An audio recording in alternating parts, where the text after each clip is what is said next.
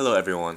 The purpose of this video is to show why Grand Theft Auto 5's aim scheme may not be that great for a player wanting to utilize the free aim option with mouse input in the PC version. Now with the latest version 1.27, Rockstar actually has fixed the frame rate dependent sensitivity issue that plagued a lot of users. A lot of people were complaining about it and well, they actually fixed it. So now when you do have any changes in frame rate, your sensitivity is not affected, whereas before, the higher your frame rate is, the lower your sensitivity is, and the lower your frame rate is, the higher your sensitivity is. Now, if you're a viewer that doesn't know why that even matters, well, in simple terms, what that means is we actually have a consistent tracking speed. I'm going to go to settings here and show what the best settings for the current game is.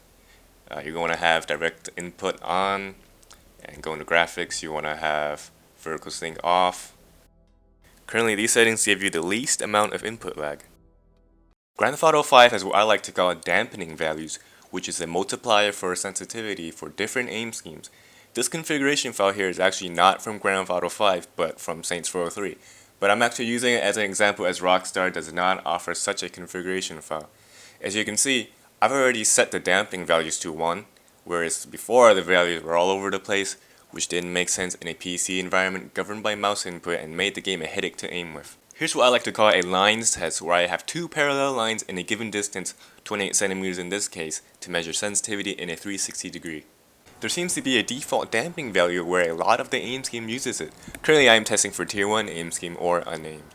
As I move toward the line on the right, notice how the straight edge lines up.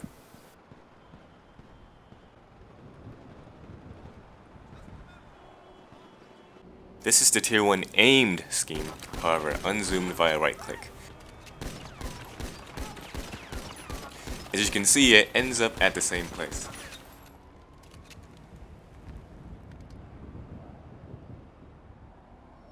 This is the tier 2 aim scheme. First right click without scrolling up into the third tier or second aim scheme, which I will show you later. Again, it ends up at the same place. For our next few clips, I will be showing more examples of weapons at tier 2 aim scheme using the default dampening value.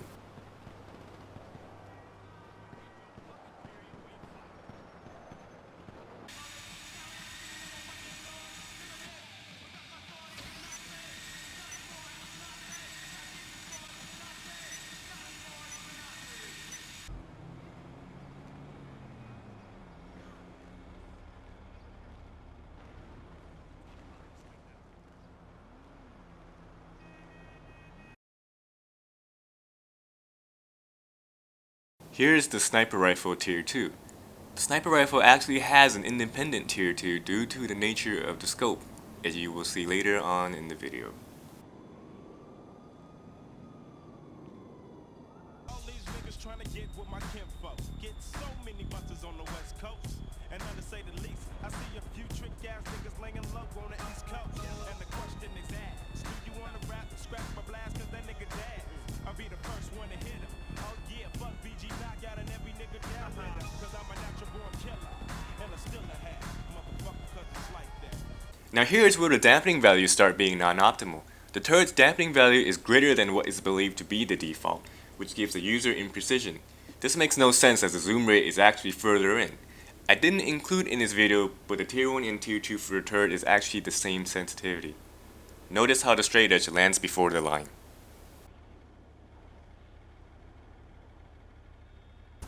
Again, I test this on the Valkyrie turret, where although I can't do a 360, the damping value is identical to the Insurgent turret at greater than the default.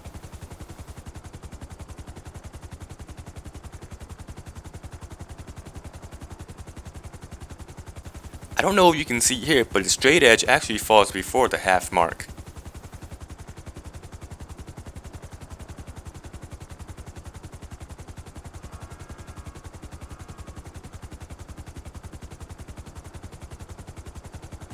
Here's another very non-optimal damping value, this time in the Valkyrie passenger gunner, where the damping value is a lot less than a default, resulting in a stupidly low sensitivity. Now I don't know if this is a bug or an intended feature, but you can tap E to exit out of the gunner vision and aim in third person mode with the default damping value, but only a few shots at a time, having to press E every time and having the camera reset on you, which is also very annoying.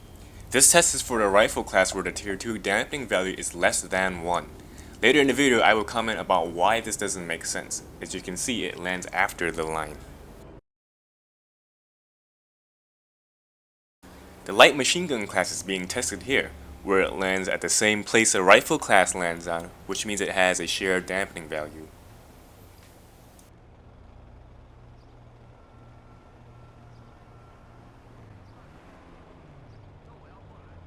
This is the rifle tier 1 being shown, which I am showing to contrast with the previous tier 2.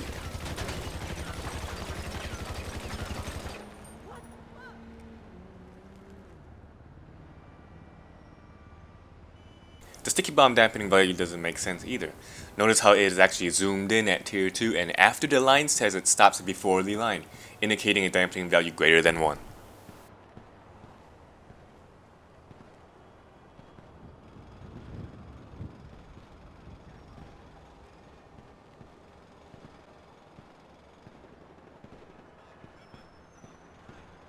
To show why this doesn't make sense and to contrast the difference, the sticky bomb is now being aimed in a car where the dampening value is the default. US, your business is important to us. That's why we treat you like shit. We know you have a choice when choosing an airline: awful, dreadful, or terrible. And we promise you, we're striving to be awful. Fly US. Now we're going to see the first person mode. The FOV slider all the way to the left will yield a default dampening value with tier 1.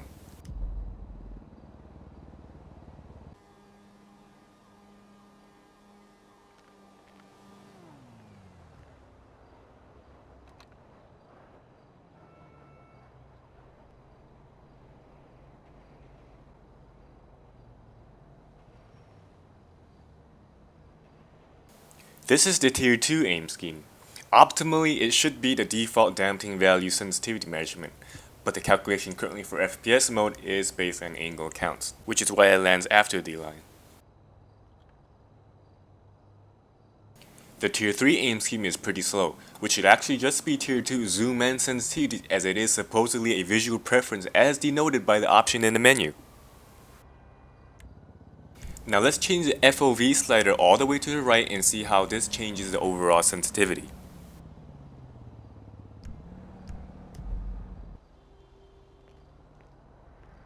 Notice how the overall sensitivity is higher and the straight edge lands before the line. Tier 2 and Tier 3 will be affected accordingly. This picture here illustrates granularity, or the calculation by angles I mentioned earlier. The raised FOV could be thought of as the angles being compressed as there are more angles to be moved in a given 360 degree. However, mice resolution counts the angles only and it is up to the programmer to have the sensitivity algorithm make up for any changes. This phenomenon is only for FPS mode as the camera revolves around a focal point instead of just being behind like in third person mode. Since the setting is for on foot FOV, being in a car still uses the default unless in an aimed scheme, which lowers the sensitivity accordingly. As I mentioned earlier how the game denotes the FPS aim modes as preference, they should be the same, aka both choices being tier 2 and no tier 3 at all. In other words, leaving tier 3 out, tier 1 and tier 2 should be the default, or tier 2 should have a sensitivity ratio opting user input for a dampening value less than or equal to 1 or the default. Some smartass might retort, oh, why don't you just aim with the tier 1 then? Well, there are multiple problems with that. First of all, there is a buffer time in aiming the weapon straight off of tier 1.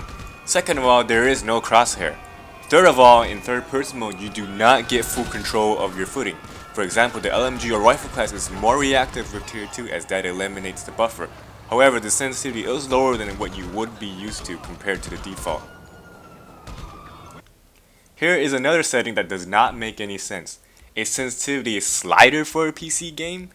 There is a huge compatibility issue with this. We are not console gamers where everyone uses the same joystick. Everyone has a different mouse with different CPI settings, which means someone with a higher CPI that wants to have higher granularity won't be able to as the gap size gets proportionally larger the higher his or her CPI is. Just lowering the CPI is not a solution. Since games with mouse input require and offer greater precision, the ability to fine-tune is a must. I mean, what good excuse is there for this? It's 2015 and older games from the 90s such as Quake Road or Counter-Strike 1.6 even have sensitivity options in decimal format for the user to input. This is how it's supposed to be.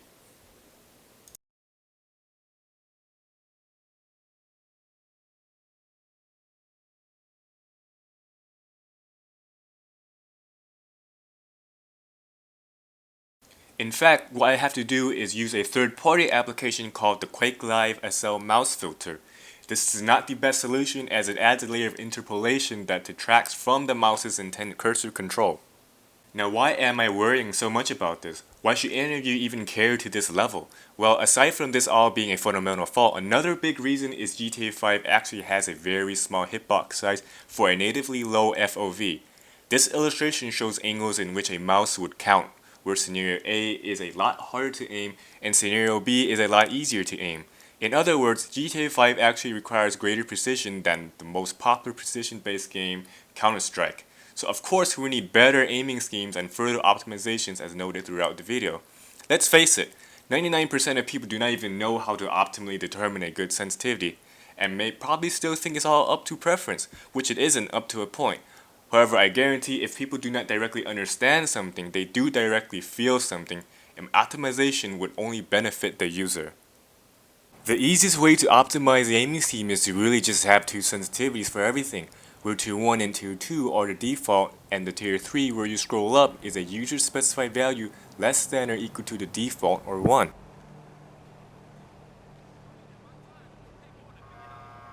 GTA 5 is not the only game that suffers from the problems mentioned, but I do like the game enough for me to even make this video, so let this be a public service announcement to all the other PC games that partake in this lazy practice. I sincerely hope a Rockstar developer takes this to heart instead of leaving this to a consensus decision, which it really shouldn't be. However, if it does have to go to that, then I leave it to you, the viewer, to send this video to the developers and support this motion. Thanks for watching, everyone.